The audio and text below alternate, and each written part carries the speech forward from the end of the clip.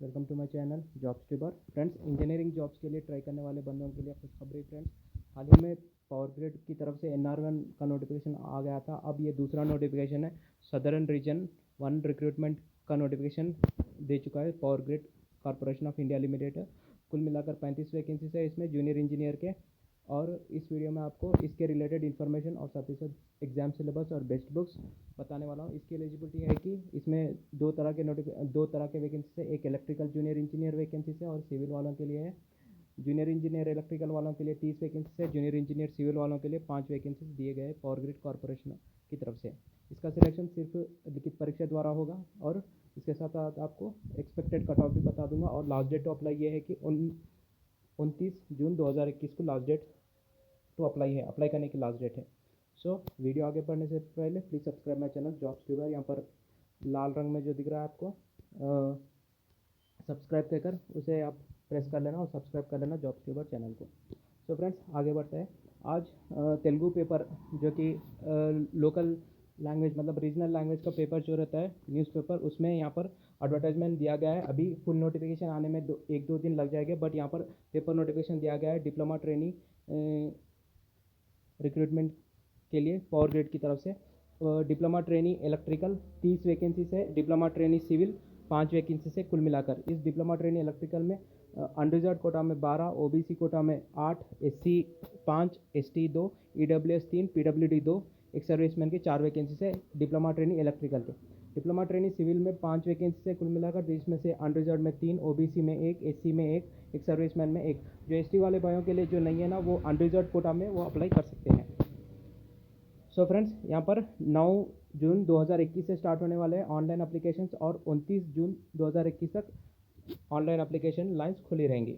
सो मैं आपको educational qualifications भी बता दूंगा यहाँ पर, जो नॉर्थन नोटिफिकेशन के से रेफ़र कर बता रहा हूँ।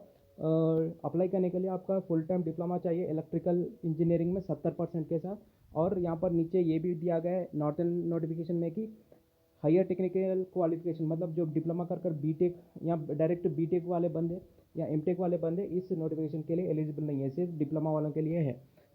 और डिप्लोमा ट्रेनिंग वाला सिविल के भी वही है, मतलब full time diploma in civil with 70% के साथ होना चाहिए और सिविल इंजीनियरिंग में।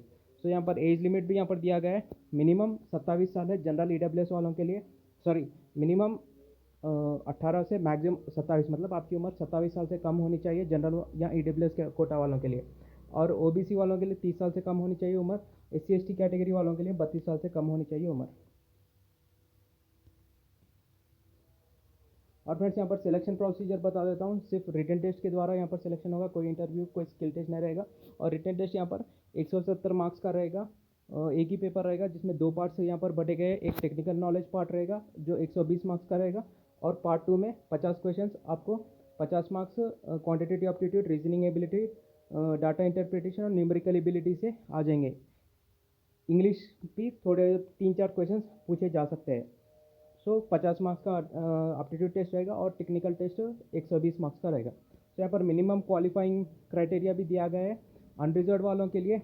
पार्ट 1 में 40% मार्क्स मिनिमम आनी चाहिए, मतलब मिनिमम पार्ट 1 में 40% मार्क्स और पार्ट 2 में 30% मार्क्स। ये आने पर ही आपका पेपर एवेल्यूएशन रहेगा और मेरिट लिस्ट में रखा जाएगा। वरना इसे कम आने पर चाहे आप पार्ट 1 में ज़्यादा से ज़्यादा मार्क्स लाकर पार्ट 2 में अगर कम ला लिया तो आपका एवेल्यूएट नहीं होगा पेपर।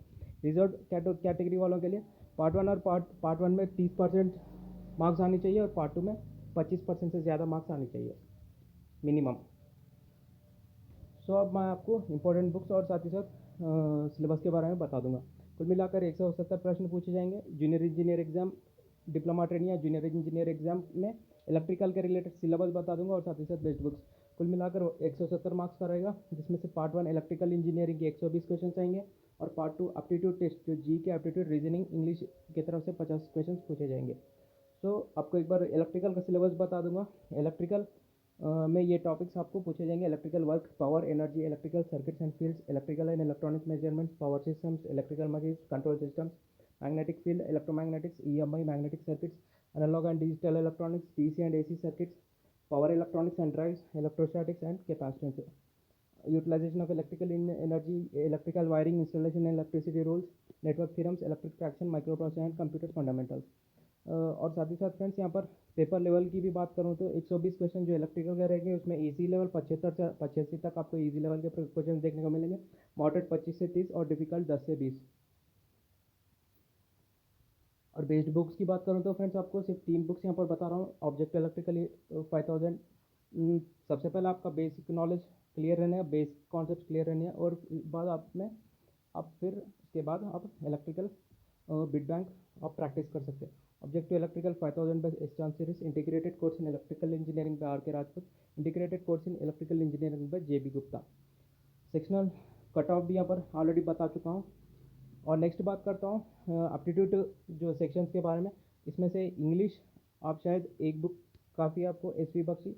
मैक्सिमम आप इंग्लिश अवॉइड करिए क्योंकि सिलेबस में नहीं दिया गया, फिर भी आप बेसिक इंग्लिश आप सीख कर जा सकते हैं। बेसिक सिलेबस में तो इंग्लिश नहीं है, बट स्टिल बेसिक लेवल पर आप इंग्लिश भी पढ़कर जा सकते हैं। जनरल अवेयरनेस के लिए लूसेंट GK बुक काफ़ी है, करंट अफेयर्स काफ़ी है।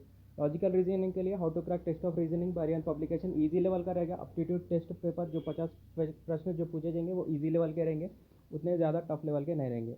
और न्यूमेरिकल एप्टीट्यूड के लिए fast track objective arithmetic by Aryan publication. So friends ये था वीडियो। अगर वीडियो अच्छा लगा तो लाइक करना और साथ ही साथ चैनल सब्सक्राइब कर लेना। Thank you.